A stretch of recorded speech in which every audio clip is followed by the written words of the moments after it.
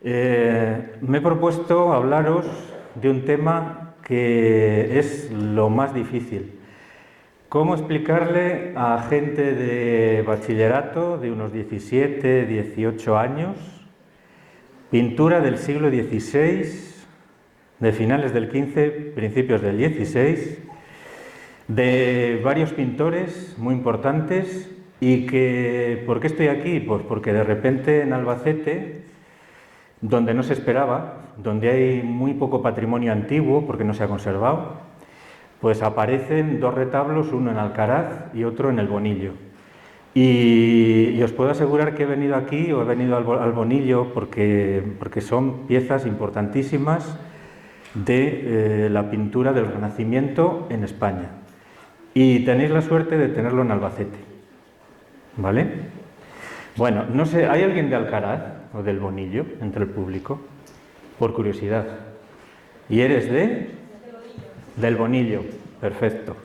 Ayer estuve dando una conferencia en el museo sobre las pinturas del Bonillo que han encontrado.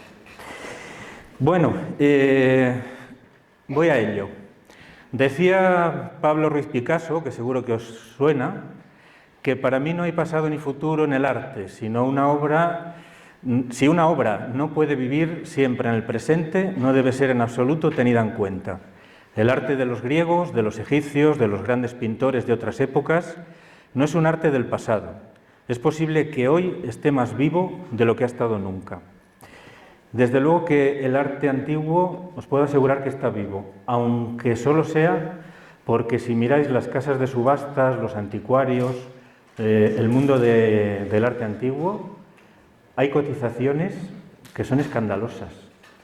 Se están pagando millones por obras de arte de los siglos XV y XVI. Alcaraz. Alcaraz tiene un pasado renacentista muy importante, ahí está la Plaza Mayor. Estáis viendo la Torre del Reloj o Torre del Tardón y al lado hay una iglesia que es la iglesia de la Santísima Trinidad. En la iglesia de la Santísima Trinidad había un retablo que estaba un poco recompuesto y que tenía unas pinturas barrocas bastante malas, o sea, tampoco vamos a decir que eran buenas. ¿Qué pasa? Pues que este retablo lo desmontan, lo empiezan a restaurar y se dan cuenta de que debajo de esas pinturas barrocas, que son horrorosas, hay nada más y nada menos que tablas del siglo XVI.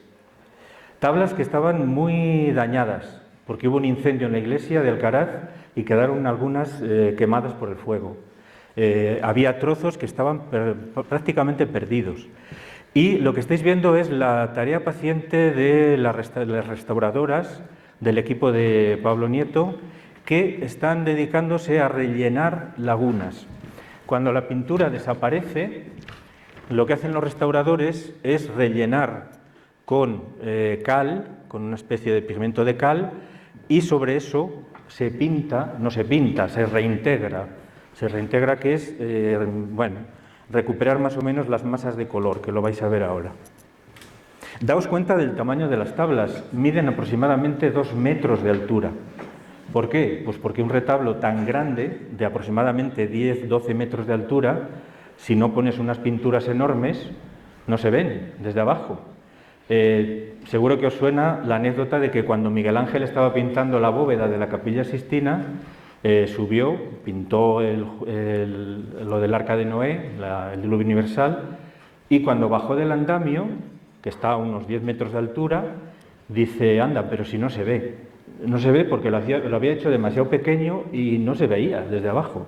Entonces, estos tablones miden 2 metros por 1,5 de ancho y cuando los vemos en el retablo parecen pequeñitos, pero imaginaos el tamaño, ahí lo veis con las restauradoras.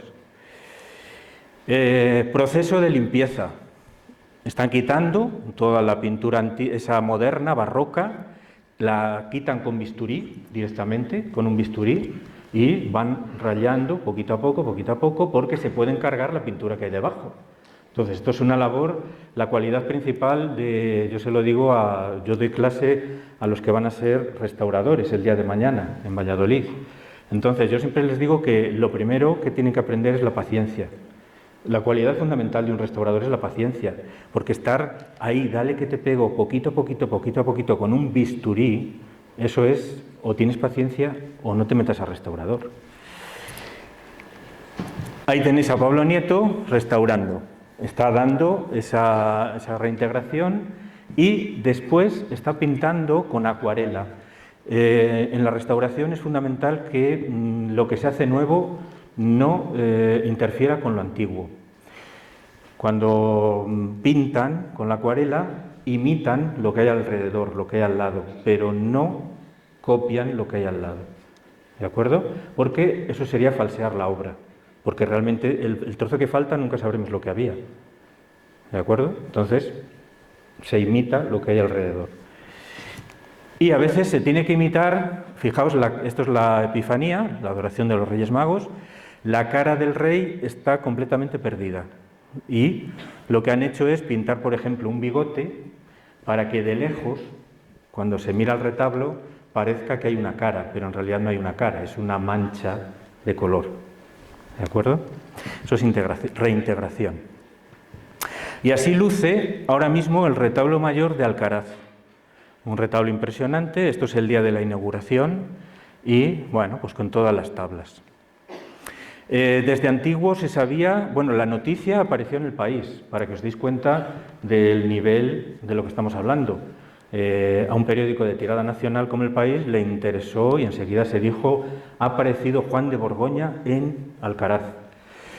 Juan de Borgoña se sabía que estaba porque, es decir, se sabía que el pintor Juan de Borgoña había pintado en Alcaraz porque precisamente esto es una página de uno de los libros de la parroquia del siglo XVI. Y en esa página y en otras más aparece por ahí arriba: más pareció haber pagado tarará al dicho Juan de Borgoña de pintar de las tarará, tarará, tarará. ¿De acuerdo? O sea, esto es escritura del siglo XVI, enrevesada como ella sola, pero bueno, cuando la lees después de muchos años ya le coges carrerilla. Esto es como leer algunos exámenes, os suena, ¿verdad? Que hay que saber paleografía castellana para leerlos. Bueno, ¿y qué es lo que apareció en Alcaraz? Pues aparecieron el tema de la Anunciación, el tema de la Natividad, la presentación del niño en el templo, la adoración de los Reyes Magos,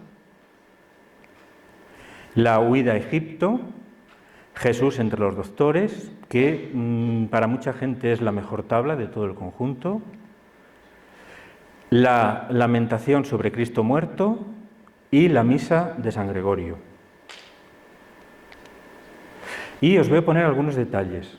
Ahí tenéis un detalle de la Anunciación.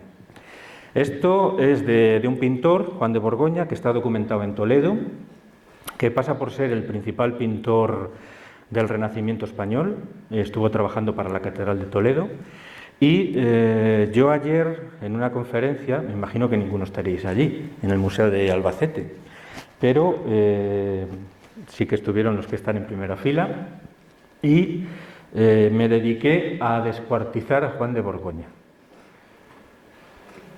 ¿Por qué? Pues porque yo tengo una teoría que vengo defendiendo desde hace 20 años, nadie me hace caso, pero bueno, yo sigo defendiéndola, de que Juan de Borgoña no es el pintor de calidad que se dice, sino que el que tenía verdadera calidad es otro pintor, que es el que hizo las tablas del Bonillo, ¿vale? Y que se llama Lorenzo de Ávila. Bueno, ahí tenéis las tablas de Alcaraz, tienen una calidad aceptable, no son una maravilla, tampoco vamos a negarlo. O sea, un pintor es bueno porque lo es, en el siglo XV, en el siglo XVI, en el siglo XX y en el siglo XXI. ¿O no? Yo creo, vamos. No porque sea antiguo, os tenéis que dejar engañar. Esto es antiguo porque tiene 600 años y gracias a que se ha conservado. Pero si no es bueno, hay que decir que no es bueno. No todo lo antiguo es bueno. ¿De acuerdo? Lo mismo que no todo lo actual es bueno. ¿Vale? Detalle de la misa de San Gregorio. Es un pintor que se supone por su nombre, Juan de Borgoña, que viene de Borgoña, en Francia, y viene a trabajar a España. En el siglo XV y XVI hay infinidad de pintores que vienen de los Países Bajos, de Francia, a trabajar a España, porque en España estaban haciendo conventos, iglesias, retablos, cuadros. Bueno, España estaba entonces de moda en Europa y había mucho trabajo y venían un montón de artistas a trabajar a España. Bueno, pues uno de esos pintores flamencos es Juan de Borgoña. Pintor que debía ser muy bien organizado, que tenía cabeza para organizar las cosas. Y el cardenal Cisneros, cuando lo nombran arzobispo de Toledo, lo coge para que organice todo lo de la pintura de la catedral. No era buen pintor, no era un pintor excelente, se apañaba, pero sí que era buen organizador. Es lo que entonces se llamaba un factotum, el que se encarga de todo, ¿vale? Bueno, Juan de Borgoña, ahí tenéis las principales obras que hace en torno a la de Alcaraz. No lo voy a leer, esto si estáis muy interesados, pues hay libros. No os recomiendo que os metáis en la página de la wiki sobre Juan de Borgoña y Lorenzo de Ávila, está todo mal, de verdad. Ya sé que os fiáis porque la wiki es sagrada y hasta yo la uso, pero de verdad que todo lo de la pintura del siglo XVI está hecho por un señor que además tiene muy mala baba, que escribe salvajadas, de verdad, y nadie lo corrige, y ahí está, ¿de acuerdo? O sea que cuidadito con la wiki, que parece muy seria pero no lo es. Y vamos con el Bonillo. Ahí tenéis una vista del Bonillo, la iglesia de Santa Catalina. Y en la iglesia de Santa Catalina, que es prácticamente como una catedral, es de unas dimensiones catedralicias, es impresionante llegar a un pueblo que es pequeño relativamente y de repente entras en la iglesia y parece que estás en una catedral. Es impresionante el tamaño de la iglesia. ¿Y qué pasa? Pues que todos los retablos, se salvaron milagrosamente en la Guerra Civil porque gentes, anarquistas y demás, entraron en la iglesia y se llevaron todas las esculturas, todos los santos, para entendernos, y vírgenes, y crucifijos, y los quemaron en la plaza. Por suerte no quemaron la iglesia y no quemaron los retablos. Y lo digo porque este es uno de los que se salvó. La imagen que hay en el centro es una imagen de esas de escayola, que llamamos de Olot, y que las hacían como churros en el siglo XX. Pero lo que me interesa es que en este retablo, que es barroco, resulta que, ¿veis estos encasamentos? Bueno, pues esto está con pinturas barrocas. Y resulta que desmontan el retablo, hacen radiografías de las pinturas y se dan cuenta de que pasa exactamente lo mismo que en Alcaraz. Claro, el truco, pues que lo está restaurando el mismo restaurador que ha hecho Alcaraz. Y entonces, como en Alcaraz le ha pasado eso, dice, a ver si aquí pasa lo mismo. Y resulta que pasa lo mismo, que debajo de las pinturas, al hacer las reflectografías o radiografías, se ve que hay otras pinturas más antiguas. Empiezan de nuevo a quitar con el bisturí y ¿qué sale? Pues salen dos tablas bastante grandes, de 1 metro y pico, de formato vertical, que representan a San Andrés y San Jerónimo. San Andrés va con la cruz a espada, que es donde lo martirizaron, y lleva un libro porque fue apóstol, y San Jerónimo fue cardenal, va vestido de cardenal, y aquí veis el león que, según la leyenda, le acompañó en el desierto cuando estuvo haciendo penitencia. Y resulta que se acababa de publicar un libro, un historiador del Bonillo, que se llama Lorenzo Fernández, acababa de publicar un libro donde se citaba un testamento de un personaje muy importante del Bonillo, llamado Bartolomé Sánchez de la Baz el Viejo, que estaba casado con una tal María Morcilla, y que resulta que eran Morcillo y Morcilla es un apellido muy del Bonillo. Y es curioso, a mí me ha hecho gracia porque cuando es hombre se apellidan Morcillo y cuando es mujer se apellidan Morcilla. En el siglo XVI estoy hablando. Bueno, pues y todavía sigue existiendo ese apellido. ¿Qué pasa con Bartolomé Sánchez de la Baz? Pues que era el hombre más rico del Bonillo. pero entonces era rico de tener tierras hasta decir basta. ¿Y qué pasa? Pues que hace una capilla en la iglesia y dice en su testamento que han hecho un retablo donde figuran 2 tablas con San Andrés y San Jerónimo. ¿Qué son estas? Posiblemente formaron parte de un tríptico. Un tríptico son 3 tablas que se cierran y que servían para la devoción particular. Es decir, que las tenían en su casa para rezar, simplemente. Bueno, ¿y qué más ha aparecido en el Bonillo? Pues ha aparecido una lamentación sobre Cristo muerto. Ahí tenéis una reconstrucción de cómo pudo ser el retablo original al que perteneció. Es una pintura de mucha mayor calidad, bastante mayor calidad. Fijaos en cómo los personajes se conectan entre ellos, cómo las manos tienen sentido, cómo están agarrando, cómo hay ese carácter prensil del pintor. Otra de las pinturas que aparecieron, un Santo Domingo de Guzmán, fundador de los dominicos.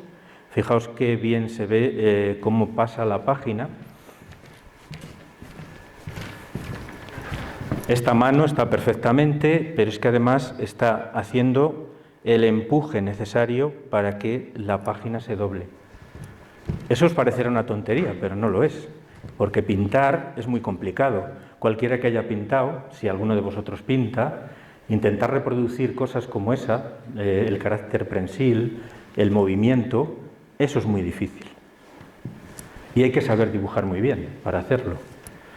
Y la otra que apareció es un San Francisco. Las 2 juntas, porque en principio estuvieron juntas, pero las cerraron en el siglo XVIII para ponerlas en el retablo barroco. Y el único resto que se conserva del retablo antiguo. Esto lo he puesto para que veáis, al final acabaron almacenadas, perdidas, en un convento, y es cuando las usan para pintar encima en ese retablo.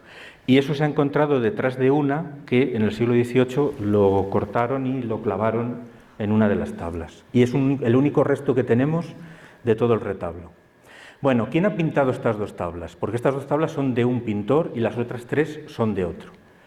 Pues estas tablas yo las relaciono con un pintor muy, muy importante que se llama Francisco Chacón. Francisco Chacón fue el pintor de la Catedral de Toledo, fue el pintor de la princesa Isabel cuando era princesa de Asturias, y cuando la princesa de Asturias se convierte en Isabel la Católica, en reina, lo nombra su pintor real. Francisco Chacón es una personalidad de primer orden. ¿Y qué ocurre? Pues que solamente tenemos esta obra de Francisco Chacón, y gracias a que está firmada. Imaginaos que vosotros el día de mañana sois pintores o escultores o lo que sea, o diseño gráfico o a lo que os dediquéis el día de mañana, y que solamente quedara una obra de todo lo que habéis hecho. Y que encima esté firmada. Es ya mucha suerte, porque es que si no estuviera firmada esta obra, no sabríamos absolutamente nada de Francisco Chacón.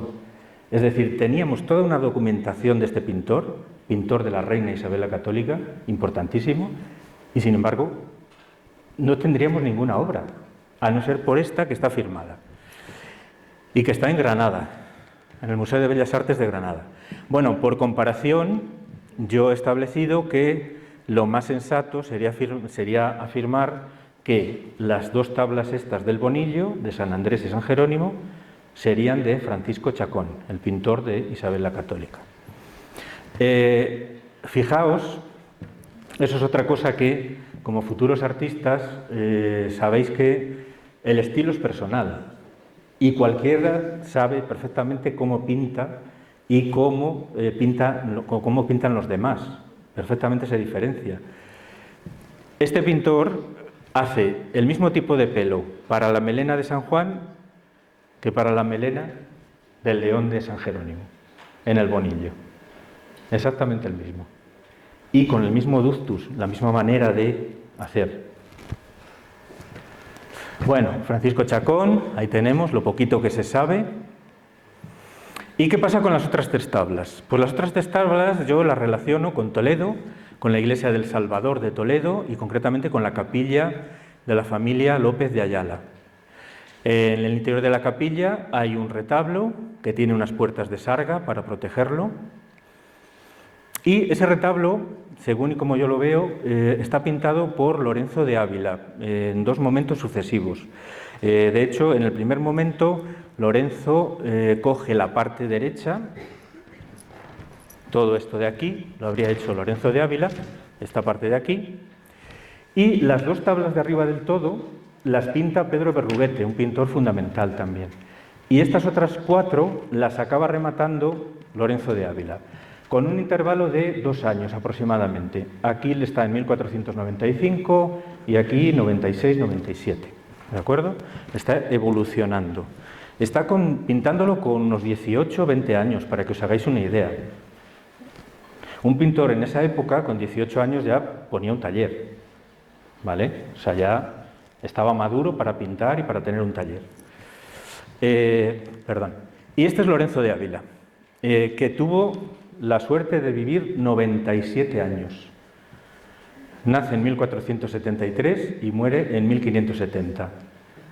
Eso ya como poco es un prodigio.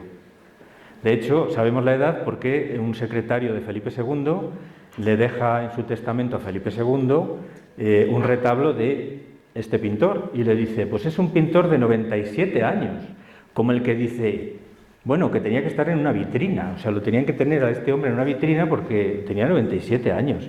En el siglo XVI tener 97 años es tanto como, bueno, increíble, ¿vale? Bueno, ahí lo veis cuando estaba en Italia, en todo su esplendor, porque viajó a Italia, se formó en Italia. Y aquí lo veis antes de ir a Italia, en el retablo mayor de la Catedral de Ciudad Rodrigo, en Salamanca. Estáis viendo un selfie del siglo XVI, perdón, del siglo XV. Este, que lleva la cadena dorada, así en plan macarrilla, es Lorenzo de Ávila, con 18 años. Y este otro es alguien que posiblemente fuera hasta familia suya, yo sospecho que incluso primo o algo parecido, que es un pintor que se llama Bartolomé de Santa Cruz, y que los dos se embarcaron y se fueron a Italia. Cuando tenían 25 años, 24 o 25 años, se fueron a Italia y estuvieron allí trabajando varios años. Bueno, esto es del retablo de Ciudad Rodrigo, para que veáis cómo pintaba Lorenzo con 18 años.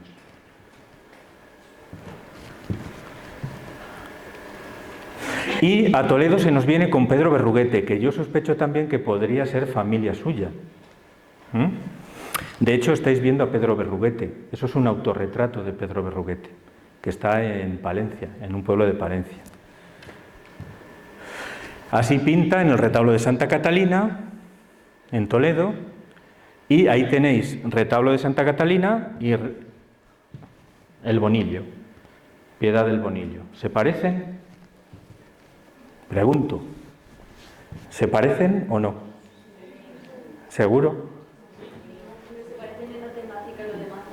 En el estilo no, pues ahí ya me has fallado. Porque yo lo que defiendo es que el estilo es el mismo.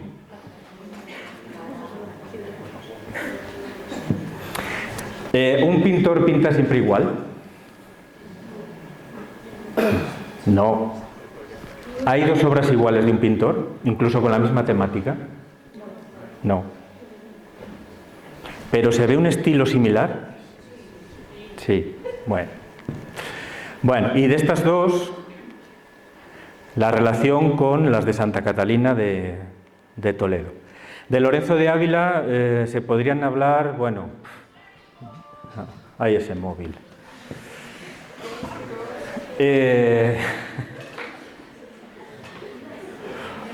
No se puede luchar contra la técnica, ¿eh? No se puede luchar. Y al día de mañana, yo siempre digo, tendréis de vuestra propia medicina. ¿Por qué? Porque el día de mañana alguno de vosotros o muchos de vosotros seréis profesores. Y tendréis que luchar con cosas peores que el móvil. Yo tendré que luchar con el móvil. Vosotros tendréis que luchar con cosas peores el día de mañana. Esa es la venganza. Bueno, se pueden decir muchas cosas, pero si estáis muy interesados, pues yo tengo 2 pedazos de libros de 1000 páginas cada uno, entre los dos, que si estáis muy interesados, pues ahí están en las bibliotecas. Muchas gracias.